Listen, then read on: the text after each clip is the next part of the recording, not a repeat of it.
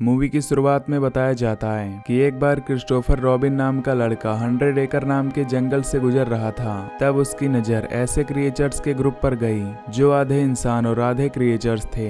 इन creatures का नाम आईओरे, owl, rabbit, piglet और विनी द पूह था। इन सब की खतरनाक शक्ल सूरत होने के बावजूद भी क्रिस्टोफर उन सभी से दोस्ती कर लेता है और उनके लिए डेली खाना लाकर उन्हें खिलाने लगता है, जिससे वो सभी इंसानों जैसा बिहेव करने लगते हैं और खाने के लिए क्रिस्टोफर पर डिपेंड हो जाते हैं। लेकिन जब क्रिस्टोफर बड़ा होता है तो वो डॉक्टर बनने के लिए दूसरे शहर में जाने का डिसीजन लेता है। क्रिस्टोफर के जाने के बाद सभी क्रिएचर्स उसका इंतजार करते हैं और खाना न मिलने के कारण भूखे रहने लगते हैं। इसलिए जिंदा रहने के लिए वो अपने ही साथी आईओरे को अपना खाना बना लेते हैं। इससे उन्हें काफी सदमा लगता है, जिससे वो इंसानों से नफरत करने लगते हैं और क्रिस्टोफर के लिए भी उनके दिल में नफरत पैदा हो जाती है। अब वो सभी जंगली बन जाते हैं। फिर 5 साल बाद का सीन दिखाया जाता है जहां क्रिस्टोफर अपनी फियांसे मैरी को अपने पुराने दोस्तों से मिलाने के लिए 100 एकड़ जंगल में आता है। यहाँ क्रिस्टोफर मैरी से पूछता है कि क्या तुम्हें मेरे बात करने वाले एनिमल्स फ्रेंड की कहानियों पर विश्वास है, जिस पर मैरी मना करते हुए कहती है कि ये सब तुम्हारी इमेजिनेशन है।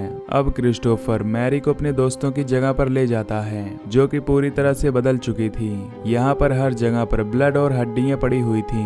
इस जगह को देखकर मैरी डर जाती है और क्रिस्टोफर को वहां से चलने को कहती है, जिस पर क्रिस्टोफर उसे समझाता है कि मेरे दोस्तों से हमें कोई खतरा नहीं है। तभी क्रिस्टोफर मैरी को अपने पुराने घर के अंदर ले जाता है जहां मैरी को क्रिस्टोफर की टूटी हुई ड्राइंग दिखाई देती है, जिससे मैरी को अब क्रिस्टोफर की बातों पर यकीन होने लगता है। इसी दौरान उन्हें किसी के आने की आवाज सुनाई देती है, इसलिए वो दोनों जल्दी से छिप जाते हैं। तभी वहां पर एक क्रिएचर आता है और अपने बेड पर सो जाता है। तब मौका देखकर दोनों वहां से भागने का सोचते हैं, पर तभी पिगलेट एक चैन से मैरी की गर्दन पकड़ लेता है और उसे जान से मार डालता है। दूसरी तरफ क्रिस्टोफर पिगलेट से छुपते हुए भाग रहा होता है। तभी वो विनी को अपने पास आता हुआ देखता है, इसलिए वो विनी के पास जाकर उसे अपने बचपन के दिनों की याद दिलाने की कोशिश करता है। लेकिन पिगलेट वहां जाता है और विनी के साथ मिलकर क्रिस्टोफर को अपने साथ खींचकर ले जाता है। यहाँ क्रिस्टोफर समझ चुका था कि उसके दोस्त अब पहले जैसे नहीं रहे। इसी तरह विनी और उसके साथी जंगल में आने वाले इंसानों को मारने लगते हैं, जिससे 100 एकड़ जंगल से लोगों के गायब होने की खबरें फैलने लगती हैं और सभी को उस जंगल से दूर रहने के लिए कहा जाता है। खैर, इसके बाद हम मारिया नाम की एक लड़की को देखते हैं जिसके साथ अभी अभी एक ऐसा इंसिडेंट हुआ था, इसलिए वो अपनी थेरेपिस्ट के पास बात करने आई हुई थी। असल में एक अनजान आदमी कई दिनों से उसके पीछे पड़ा था और एक दिन उसने मारिया के घर में घुसकर उसे पकड़ने की कोशिश भी की थी, लेकिन पुलिस ने उस अनजान आदमी को पकड़ लिया था। पर मारिया को इस इंसिडेंट के बाद गहरा सदमा लग गया था। यहाँ थेरेपिस्ट उसे वैकेशन पर जाने के लिए कहती है ताकि मारिया अपनी जिंदगी की नई शुरुआत कर सके। इसलिए मारिया अपनी दोस्तों के साथ जंगल में जाने का फैसला करती है, लेकिन उन्हें पता नहीं था कि उन्होंने जिस केबिन को बुक किया है वो 100 एकड़ जंगल में है। यहाँ मारिया और उसकी दोस्त लारा, एलिस, जेसिका और जोई एक गैस स्टेशन पर रुकती हैं, जो कि काफी समय से खाली पड़ा हुआ था। जब मारिया आगे बढ़ती है तो उसकी मुलाकात एक कपल डैरेल और चैरलिन से होती है। वो आपस में बात करते हैं और फिर मारिया वहां से चली जाती है। कुछ ही देर में वो सभी अपने कैबिन में पहुंच जाती हैं। कैबिन के अंदर आकर जेसिका सबको अपने फोन्स देने के लिए कहती है ताकि सब फोन्स के बिना वैकेशन को एंजॉय कर सकें। इसके बाद वो सभी अपनी दोस्त टीना के बारे में बात करते हैं जो कि उनके पास आने वाली थी। तभी हम टीना को देखते हैं जो कि कैबिन का रास्ता भटक जाती है, इसलिए वो जंगल में रुककर अपनी दोस्तों को कॉल करती है। लेकिन जेसिका ने सबके फोन्स को लेकर साइड में रख दिया था, जिस वजह से टीना का उनसे कांटेक्ट नहीं हो पाता।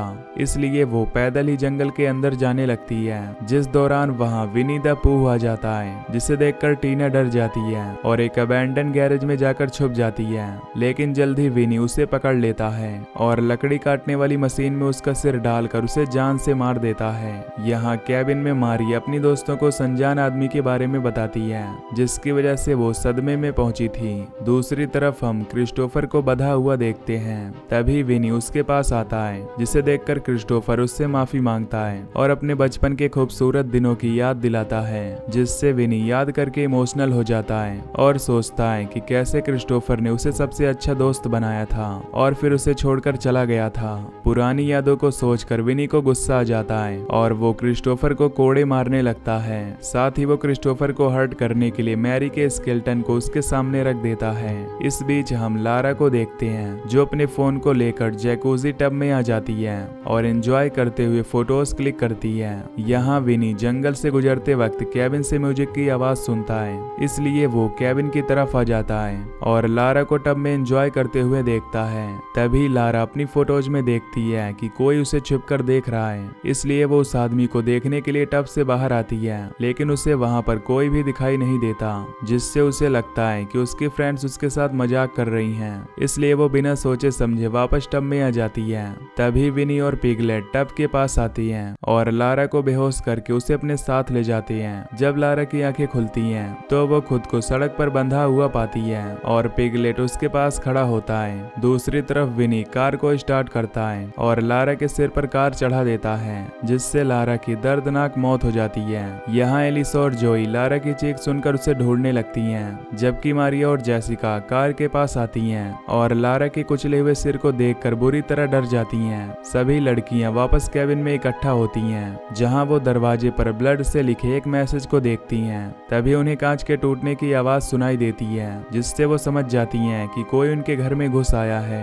जब वो घर को चेक करती हैं तो उन्हें बाहर विनी दिखाई देता है, जिसके हाथ में एक बड़ा सा चाकू था। अब विनी कैबिन की बिजली काट देता है। इधर जोई और एलिस कुछ हथियार ढूंढने के लिए किचन में जाती हैं। यहाँ मारिया को याद आता है कि वो अपने साथ एक गन लेकर आई है, लेकिन जब मारिया और जेसिका गन लेने के लिए जाती हैं तो वो चारों गलती से दो के ग्रुप में बट जाती हैं। इसके बाद जोई और एलिस पीछे के गेट को बंद करने के लिए पूल एरिया में आ जाती हैं। तभी वहाँ पर पिगलेट आ जाता है और एलिस पर वार करके उसे बेहोश कर देता है, जिसके बाद वो एलिस को हथौड़े से मारने लगता है, लेकिन जोई पिगलेट का ध्यान अपनी ओर करके एलिस को बचा लेती है। अब पिगलेट जोई पर हमला करने के लिए पूल में आता है। तभी एलिस को होश आ जाता है और वो देखती है कि पिगलेट ने जोई को मार दिया है, जिससे एलिस दोबारा बेहोश हो जाती है।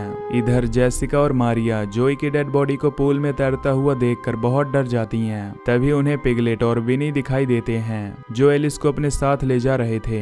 यहाँ जेसिका और मारिया उन क्रिएचर्स का पीछा करने का फैसला करती हैं ताकि वो एलिस को उनसे बचा सकें। दूसरी ओर विनी और पिगलेट एलिस को रस्सी से बांध देते हैं, जिसके बाद विनी शहद खाने लगता है। जिस दौरान विनी देखता है कि एलिस को होश आ रहा है, इसलिए वो एलिस के पास जाकर उस पर वार करता है और उसे दोबारा बेहोश कर देता है। थोड़ी देर बाद जेसिका और मारिया मौका देखकर एलिस के पास आती हैं और उसे होश में लाकर आजाद कर देती हैं। वो तीनों वहां से भाग रही होती हैं। तभी उन्हें किसी के चिल्लाने की आवाज सुनाई देती है, इसलिए मारिया अपनी दोस्तों से कहती है कि उन्हें यहाँ कैद इंसान को बचाना चाहिए। फिर जैसे ही वो अंदर जाती हैं तो उन्हें वहाँ क्रिस्टोफर दिखाई देता है। मारिया जल्दी से क्रिस्टोफर को आजाद करने के लिए जाती है। तभी क्रिस्टोफर को होश आ जाता है और वो मारिया से मदद मांगने लगता है। अब मारिया और उसकी दोस्त जल्दी से क्रिस्टोफर को खोल देती हैं। इसी बीच उन्हें एक औरत की आवाज सुनाई देती है, इसलिए क्रिस्टोफर लड़कियों को उस औरत की मदद करने के लिए कहता है। जैसे ही लड़कियां आगे बढ़ती हैं तो उन्हें चैरलिन दिखाई देती है, जो कि मारिया को गैस स्टेशन पर मिली थी।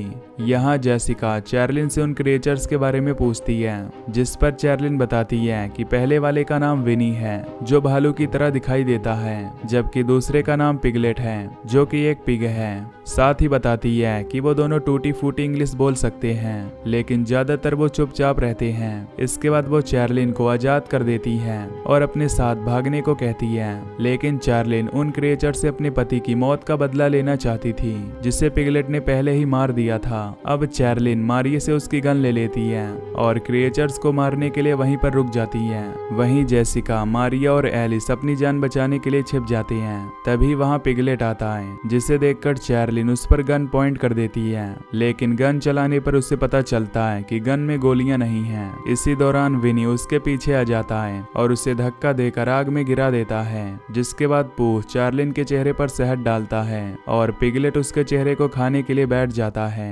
तभी एलिस की नजर एक हथौड़े पर पड़ती है और वो उस हथौड़े से पिगलेट को मारने निकल जाती है, जिससे मारिया और जेसिका एलिस से अलग हो जाती हैं और फिर वो दोनों जंगल की ओर भागने लगती हैं, जिन्हें विनी देख लेता है और उनका पीछा करने लगता है। इस बीच एलिस पिगलेट पर वार करके उसे बेहोश कर देती है और उसे बांधकर थप्पड़ मारने लगती है, जिससे पिगलेट को होश आ जाता है। तब एलिस अपनी दोस्तों की मौत का बदला लेने के लिए उसे हथौड़े से मारने लगती है जिससे पिगलेट की मौत हो जाती है। पर तभी विनी वहां जाता है और एलिस के मुंह में चाकू घुसाकर उसे मार डालता है। इधर मारिया और जेसिका को सड़क पर एक कार दिखाई देती है जिसे देखकर वो मदद मांगने लगती हैं। तब कार से 4 लोग बाहर आते हैं। दोनों लड़कियां उन्हें अपने साथ हुई घटना के बारे में सब कुछ बताती हैं, लेकिन किसी को भी उनकी बातों पर विश्वास नहीं होता।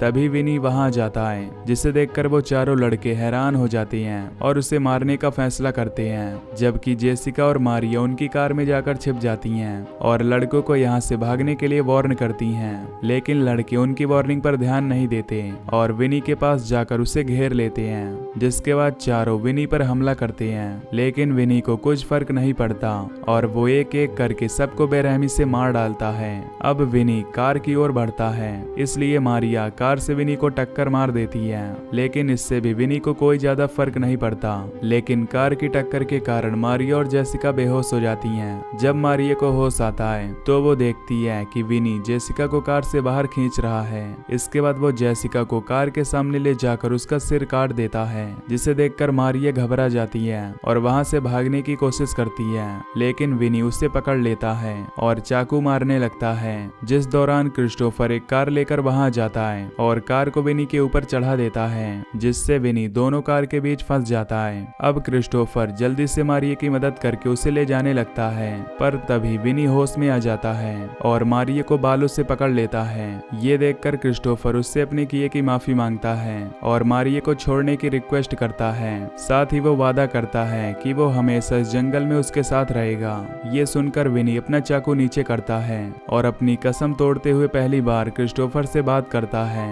विनी कहता है कि तुम एक बार अपना वादा तोड़ चुके हो, और इतना कहकर वो मारिया का गला काट देता है, जिससे क्रिस्टोफर मारिया को अपनी बाहों में मरते हुए देखता है। यहाँ क्रिस्टोफर को समझ आ जाता है कि उसका दोस्त विनी अब कभी भी पहले जैसा नहीं बन सकता, इसलिए वो डर कर वहां से भागने लगता है। ये देख विनी को बहुत गुस्सा आता है और वो मारिया की बॉडी पर बार बार चाकू मारने लगता है। इससे समझ आता है कि विनी अब इंसानों से इतनी नफरत करने लगा है कि वो जंगल में आने वाले किसी भी इंसान को नहीं छोड़ेगा। और ये मूवी यहीं पर एंड हो जाती है। तो दोस्तों, अगर आपको ये मूवी की एक्सप्लेनेशन पसंद आई हो तो वीडियो को लाइक और चैनल को सब्सक्राइब कर देना। बाकी मैं मिलूंगा आपसे अगली वीडियो में। Till then take care, love you, bye bye.